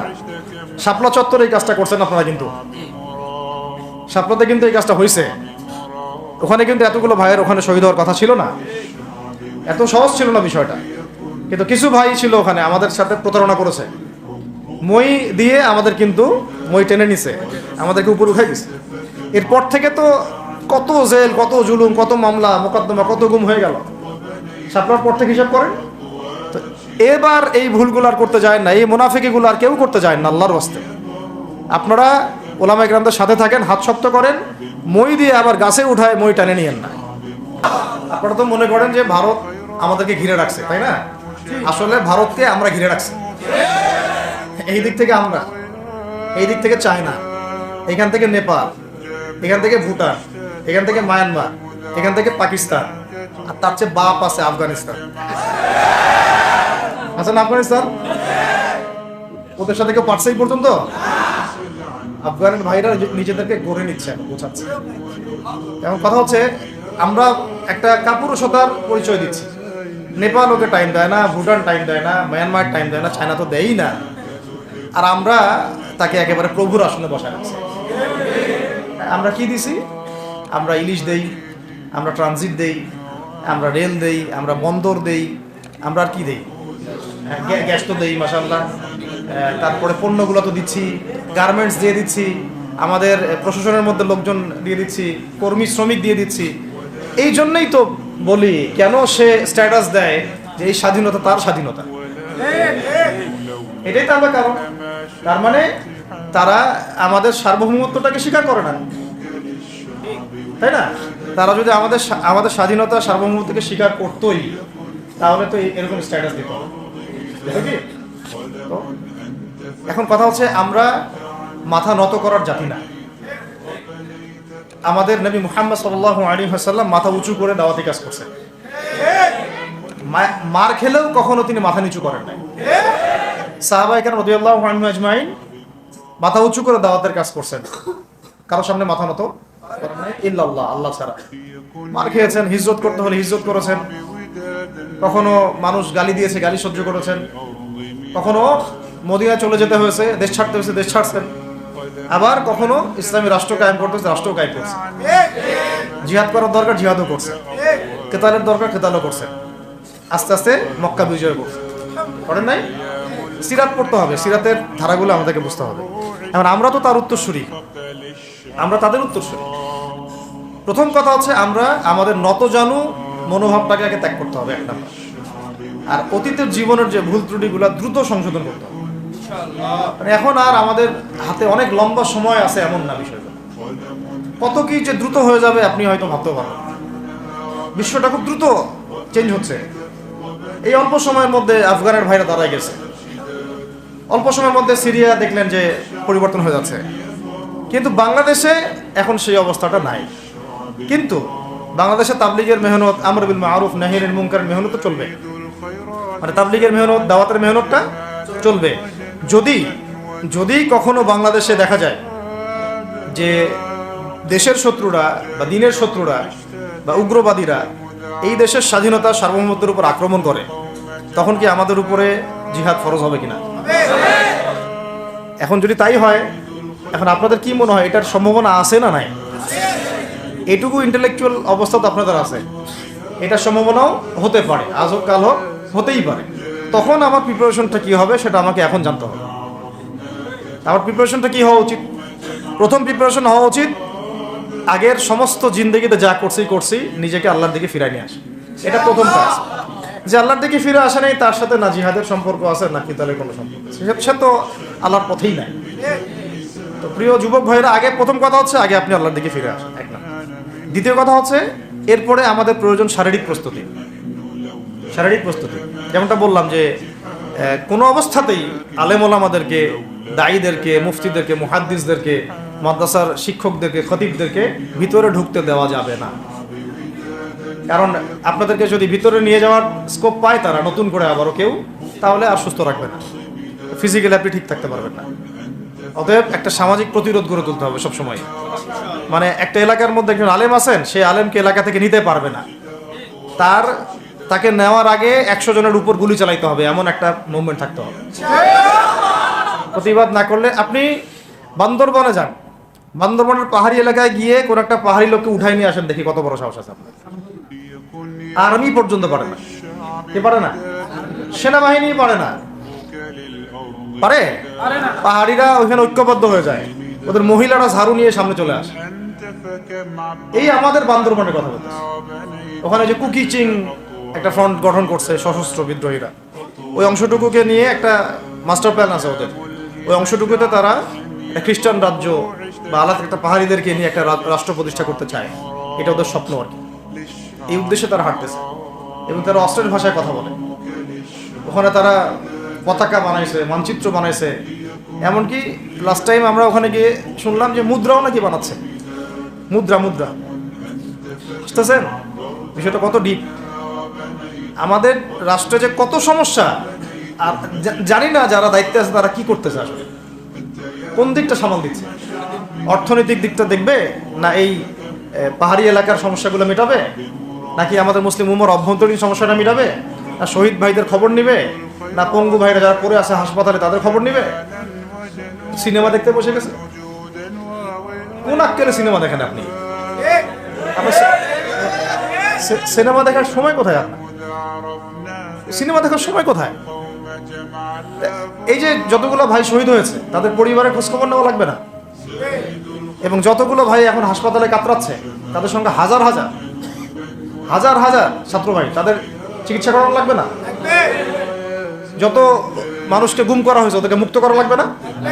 তারাও তো জানে এটা অন্যায়, এবং যারা করে তারাও বলে এটা অন্যায়। জানে যারা করে তারাও বলে এটা অন্যায়। এবং আমাকেও বলেছিল যে আমি জিজ্ঞাসা করেছিলাম যে আমাকে যদি মানে প্রকাশ্য কোর্টে চালান করে দেওয়া হয় এবং জাতির সামনে বলা হয় যে আমাকে গুম করা হয়েছে, এবং এরপর যদি বলা হয় যে আমাকে গুম করার পরে কোনো রকমের নেগেটিভ কিছু পাওয়া যায় নাই তাই আমরা ছেড়ে দিয়েছি, এই কথাটা কি বলা যাবে কি যাবে না? তারা বলছে যে না, এটা বলা যাবে না, কারণ এই কাজটা তো মানবতা বিরোধী অপরাধ, এটা করলে তো বললে তো সবাই আবার বুঝে ফেলবে। তো এই হলো অবস্থা। ওখানে আমরা বুঝেছি যে বাংলাদেশের প্রশাসনে দুইটা ভাগ আছে। একটা ভাগ হচ্ছে মারাত্মক রকমের ইসলাম প্রিয় এবং দেশপ্রেমিক, মাশাআল্লাহ, আমরা তাদেরকে স্যালুট জানাই। কিন্তু আপনারা ভুল জায়গায় শ্রম দিচ্ছেন, আপনারা ভুল জায়গায় মেধা, শ্রম এবং আপনাদের জীবন নষ্ট করতেছেন। আপনাদের থাকা দরকার ছিল ওলামায়ে কেরামদের সাথে, তাহলে আপনাদেরকে টক্কর দিয়ে কেউ সামনে যেতে পারতো না। আপনারা খালিদ বিন ওয়ালিদ হতে পারতেন আমাদের, আপনারা কিন্তু ওমর ইবনে খাত্তাব হতে পারতেন। ওইখানে ঢুকে আপনারা শুধুমাত্র দুনিয়ার স্বার্থে সব নষ্ট করতেছেন। আমাদেরকে বলা হচ্ছে হুজুর বদদোয়া করিয়েন না, হুজুর ছেড়ে দিচ্ছেন, আমাদেরকে বদদোয়া দিয়েন না আবার বের হয়ে। আমাদের চাকরি এটা, ডিউটি এটা। এক ভাই আমাকে কোরআন এনে দিয়েছিল, নির্জনতা তো ওখানে, নির্জনতার সঙ্গে হচ্ছে কোরআন, কোরআন এবং নামাজ। তো এক ভাই দেখেছে আমি একটু নির্জন, মন খারাপ বসে আছে, একটা কোরআন নিয়ে এসে দিয়েছে, হুজুর কোরআন পড়েন আপনি, মন ভালো। আরেকজন এসে কোরআন নিয়ে চলে গেছে। কোরআন পড়ে ওখানে যদি আপনি আবার উল্টাপাল্টা কিছু করেন, ওদের নিয়ম নাই কোরআন দেওয়ার, কোরআন দেওয়ার কি নাই, নিয়ম নাই। তো এই হলো অবস্থা। কথা হচ্ছে যে এই ভাইদেরকে মুক্ত করাও তো তাদের কাজ ছিল। যে ওলামায়ে কেরামদের একজনের উপরে 3টা 4টা 5টা 10টা করে মামলা এখনো ঝুলতেছে, তাদেরকে মুক্ত করা উচিত ছিল না? আর এই পুরো জুলুমের পিছনে যত জালেম ইনভলভ ছিল তাদেরকে আইডেন্টিফাই করে ভিতরে ঢুকানো উচিত ছিল না? হয়েছে সব কিছু? এই জিনিসগুলোর মধ্যে অনেক গ্যাপস আছে। এগুলো যদি এভাবে চলতে থাকে তাহলে আগামীতে আমরা যারা ইসলামিক রাজনীতি করব বলে চিন্তা করতেছি বা ইসলামকে রাষ্ট্র ক্ষমতায় নিতে চাই, আমরাও কিন্তু বেগ পাবো, ভালো রকমের বেগ পাইতে হবে। আর বিগত সময় আমরা অনেক ভুল করছি, যেমন মন খারাপ করেন না এগুলো, আমরা ভুল করছি এই যে আমরা সেকুলারদেরকে অনেক বিশ্বাস করে ফেলছি, ওদের সাথে জোট করতে গেছি, ঠিক আছে, ওদেরকে আমরা ভাই বোন করার চেষ্টা করছি। আসলে এদের সাথে আর কাফেরদের সাথে কোনো পার্থক্য নেই। সেকুলারিজমে যারা আছে আর কুফার যারা, এদের মধ্যে কোনো পার্থক্য নেই। ওই কালিমা পড়া না পড়ার পার্থক্য, তো বাকি আপনার পিঠে ছুরি এরাও মারবে ওরাও মারবে। আমাদের টার্গেট হচ্ছে এখন একটা ইসলামপন্থী সরকারকে রাষ্ট্র ক্ষমতায় নিয়ে যাওয়া, এটা আমাদের এখন প্রধান টার্গেট। আমাদের এজেন্ডা স্পষ্ট, কোনো গোপন এজেন্ডা নাই আমাদের। কি নাই? কোনো গোপন এজেন্ডা নাই। আমরা চাই বাংলাদেশে এখন একটা ইসলামপন্থী রাষ্ট্র ব্যবস্থা গড়ে উঠুক, ইসলামপন্থী সরকার শাসন ক্ষমতায় আসবে। এটার জন্য আপনাদের সবার ভূমিকা আছে। কেউ কথা দিয়ে ভূমিকা রাখবেন, কেউ লিখবেন, কেউ বলবেন, কেউ যেভাবে হোক আপনাকে ভূমিকা তো রাখতেই হবে। কারো বসে থাকার সুযোগ নেই এখন আর। এই রাষ্ট্রটাকে ইসলামিক রাষ্ট্র হিসেবে গড়ার দায়িত্ব এখন সবার কাঁধে আসছে। আমরা আমাদের জায়গা থেকে বলতেছি, বাকি কাজ কিন্তু আপনাদেরকে করতে হবে। আল্লাহ পাক করার তৌফিক দান করেন। আর ইসলামপন্থী ভাইদের আপোষের যে দূরত্ব, এটা কমায় ফেলতে হবে। এই দূরত্ব রাখা যাবে না। ইখতিলাফ আছে থাক, যদি আকীদাগত মৌলিক কোনো পার্থক্য না থাকে, আমরা তো ভাই ভাই নাকি? আমাদের চেয়ে কি মানে সেকুলার আমাদের বেশি বড় ভাই? আমাদের চেয়ে কি ওই যে নাস্তিক মুরতাদের আমাদের বড় ভাই? কমিউনিজমে যারা আছে ওরা আমাদের বড় ভাই? এই গণতন্ত্রপন্থী যারা একবারে কট্টর, ওরা আমাদের দিনী ভাই নাকি? আমাদের তো ভাই, সোজা কথা হচ্ছে ইন্নামাল মুমিনুনা ইখওয়া, ইন্নামাল মুমিনুনা, মুমিন যারা মুমিন, মুমিন ভাই। মুমিনে মুমিনে কি ভাই? খালাস। আল মুসলিম ওয়া আখুল মুসলিম, মুসলিমের ভাই কি? মুসলিম, খালাস, এইটুক। মুসলিম আমার ভাই, মুসলিম আমার ভাই। এখন যারা এদেশের রাষ্ট্র ক্ষমতা ইসলামকে চায় না, তারা আমাদের ভাই না। সে যে কোনো নামে আসুক, এক্স ওয়াই জেড, দেখেন তো, এক্স নামে আসুক, ওয়াই নামে আসুক, জেড নামে আসুক, যারা রাষ্ট্র ব্যবস্থা ইসলামকে চায় না তারা আমার ভাই। খালাস, সোজা কথা। এবং রাষ্ট্র ব্যবস্থা ইসলাম চায় যে ভাইরা আমাদের, ওই ভাইদেরকে একসাথে থাকতে হবে। আল্লাহর কসম করে বলতেছি, ইনশাআল্লাহ যদি এই ভাইরা আমরা একসাথে থাকতে পারি, এর সাথে আমরা দায়ীরা, তালেবে ইলমরা এবং আপনারা তো যুব সমাজ আছেন, আমাদেরকে টক্কর দিয়ে বাংলাদেশের রাষ্ট্র ক্ষমতায় কেউ যাইতে পারবে না ইনশাআল্লাহ। সবাইকে ভূমিকা রাখতে হবে। অন্যান্য আলোচনা চেয়ে আলোচনাটাই বেশি দরকার। বরং আমরা এখন ঐক্যবদ্ধ হব কিসের ভিত্তিতে? আমরা ঐক্যবদ্ধ হব আকীদা, আমল এবং মানহাজের ভিত্তিতে। আমাদের আকীদা আহলুস সুন্নাহ ওয়াল জামাআর আকীদা থাকবে, আমল থাকবে সাহাবীওয়ালা আমল, এবং মানহাজ থাকবে আমরা সালাফদের আদলে বাংলাদেশে দিন কায়েম করতে চাই। খালাস। আর যারা দিন কায়েমের কথা বলবে না, ওদের সাথে আমার ঐক্য হবে না। কি হবে? দিন কায়েমের কোনো ফিকির নাই, তার সাথে আমার ঐক্য হবে কিভাবে? তার ফিকির আছে শুধু মসজিদ নিয়ে আর অন্য কিছু নিয়ে, তার দল নিয়ে বা তার মানে আরো তো আছে অনেক কিছু আর কি, এইগুলো নিয়ে। তো ওইগুলো বাদ দিলাম। এই আমর বিল মারুফের কাজ সবাইকে করতে হবে এবং একই সাথে সবাইকে এখন থেকে প্রতিবাদী হতে হবে, অন্যায় নিষেধ করতে হবে।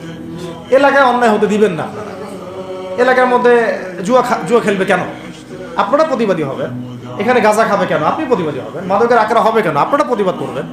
এখন তো আপনি পুলিশ প্রশাসনের অপেক্ষায় বসে থাকার সময় নাই তো এখন আপনার। একজন নেককার, মুত্তাকি, পরহেজগার মানুষ প্রত্যেকটা এলাকায় থাকা দরকার। আপনাদের মধ্যে একটা জামা বা কমিউনিটি থাকা দরকার, মানে একটা অ্যাসোসিয়েশন থাকা দরকার যারা ওই এলাকাকে সংস্কারের কাজ করবে ইনশাআল্লাহ। অথবা বৃহত্তর সংগঠন যেগুলো আছে বাংলাদেশে, তাদের অঙ্গ সংগঠন হিসাবে আপনারা কাজ করতে পারবেন। আল্লাহ পাক তৌফিক দান করেন। মানে একটা চেইন অফ কমান্ড গড়ে তুলতে হবে দেশব্যাপী। এটা অলরেডি আছে এবং নতুন করেও যদি কেউ চায় যে আমি কিছু অ্যাসোসিয়েশন করব যেটা আমর বিল মারুফের কাজ করবে, নাহিয়ানিল মুনকারের কাজ করবে, তাহলে এটাও করতে পারে ইনশাআল্লাহ। আর এর সাথে আমি বলবো যে আমাদের জান, মাল, সময়, শ্রম, কয়টা কথা বললাম? জান, মাল, সময় এবং শ্রম। জান, আমাদের মাল, আমাদের সময়, আমাদের শ্রম, এই চারটা জিনিসকে আল্লাহর জন্য ওয়াকফ করে দিতে হবে। দুনিয়াতে মুসাফির আমরা, দুনিয়াতে কি আমরা মুসাফির। আমাদেরকে পাঠানোই হয়েছে আল্লাহর ইবাদত করার জন্য। এবং শুধু একা ইবাদত করবো কেন? আমি কি স্বার্থপর? আমার পরিবারটাও করতে হবে। এবং শুধু পরিবার কেন করবো? আমার সমাজটাও করতে হবে, আমার রাষ্ট্রটাকেও করতে হবে। কারণ রাষ্ট্রীয় কাঠামোতে ইসলাম না থাকলে আমি সমাজ চেঞ্জ করতে পারবো না। সহজ কথা, সব কথা কিন্তু ওই গোড়াতে গিয়ে ঠেকতেছে। কারণ রাষ্ট্র ব্যবস্থা যদি ইসলাম না যায়, রাজনীতির মধ্যে ইসলাম যদি না যায়, এবং একটা ইসলামিক শরিয়া ভিত্তিক বা ইমারা ভিত্তিক রাষ্ট্র যদি কায়েম না হয়, এই শব্দগুলো হয়তো তারা বুঝে না। মানে ইসলামী একটা রাষ্ট্র ব্যবস্থার কাঠামো যদি না থাকে, তাহলে আপনি ব্যাংকিং সিস্টেমকে সংস্কার করতে পারবেন না, সুদের মধ্যে সংস্কার আনতে পারবেন না, শুধু এনজিওর বিরুদ্ধে আপনি কোনো পদক্ষেপ নিতে পারবেন না, আপনি সমাজের এই যে ফাসাদ, নোংরামি, এগুলো বন্ধ করতে পারবেন না, আপনি এই যে কাদিয়ানি মতবাদের বিরুদ্ধে কিছু করতে পারবেন না, ওদের অর্থনৈতিক ডানা আপনি কাটতে পারবেন না, ওদের পলিটিক্যাল সাপোর্ট আপনারা কাটতে পারবেন না। তারপরে ওই জায়গায় ইসলাম না গেলে এই সাংস্কৃতিক আগ্রাসনগুলো কাটাতে পারবেন না। পাশের প্রতিবেশী রাষ্ট্রদের যে আগ্রাসী ভূমিকা, এগুলোর ব্যাপারে আপনি কোনো পদক্ষেপ নিতে পারবেন না। তাই ওই জায়গা পর্যন্ত যদি না যেতে পারি আমরা, তাহলে কথাগুলো শুধু বলাই হবে, কোনো বাস্তবায়ন। অতএব আমাদের মূল কাজ একটা, এখন ওই উপরের লেভেলে ইসলামকে নিয়ে যাওয়া। এই কাজগুলোর মধ্য দিয়ে আমরা ইসলামকে নিয়ে যাবো ইনশাআল্লাহ তাআলা। আর সর্বোপরি আসন্ন সময়গুলোতে যখন ওলামায়ে কেরাম, আমাদের বরেণ্য আলেমগণ, আমাদের বরেণ্য ওস্তাদগণ এবং আমাদের তুল্লাবরা, আমাদের জামাআগুলো, আমাদের ইমারাগুলো এবং আমাদের ইসলামী সংগঠনগুলো, তারা যখন মাঠে থাকবে, তখন তাদেরকে একা ছেড়ে দেওয়া যাবে না। মই দিয়ে গাছে উঠায় মই টানা যাবে না। শাপলা চত্বরে এই কাজটা করছেন আপনারা, কিন্তু শাপলাতে কিন্তু এই কাজটা হয়েছে। ওখানে কিন্তু এতগুলো ভাইয়ের ওখানে শহীদ হওয়ার কথা ছিল না, এত সহজ ছিল না বিষয়টা। কিন্তু কিছু ভাই ছিল ওখানে আমাদের সাথে প্রতারণা করেছে, মই দিয়ে আমাদের কিন্তু মই টেনে নিছে, আমাদেরকে উপর উঠাই দিছে। এরপর থেকে তো কত জেল, কত জুলুম, কত মামলা মোকদ্দমা, কত গুম হয়ে গেল। শাপলার পর থেকে হিসাব করেন তো। এবার এই ভুলগুলো আর করতে যায় না, এই মুনাফিকিগুলো আর কেউ করতে যায় না আল্লাহর ওয়াস্তে। আপনারা ওলামায়ে কেরামদের সাথে থাকেন, হাত শক্ত করেন, মই দিয়ে আবার গাছে উঠায় মই টানে নিয়েন না। আমি কি বুঝতে পারছি? বুঝতে পারি না এমন। অর্থাৎ ওলামায়ে কেরামগণ যখন মাঠে থাকবেন, ইসলামী সংগঠনগুলো যখন মাঠে থাকবে, আপনাদেরকে আমরা পাশে চাই। পাশে পাবো তো ইনশাআল্লাহ। আল্লাহ পাক যেন আমাদের সবার এই আওয়াজকে কবুল করেন। আল্লাহ পাক আমাদেরকেও কবুল করেন, আমাকে কবুল করেন, আপনাদের সবাইকে কবুল করেন। আমাদের গন্তব্য একদম স্পষ্ট, হয় খেলাফা না হলে শাহাদা, হয় খেলাফা না হলে শাহাদা। ইনশাআল্লাহ তাআলা দুটোর যেটাই হোক না কেন আমরা সফল। আল্লাহ পাক আমাদের সবাইকে এই কথাগুলো বোঝার ও আমল করার তৌফিক দান করুন।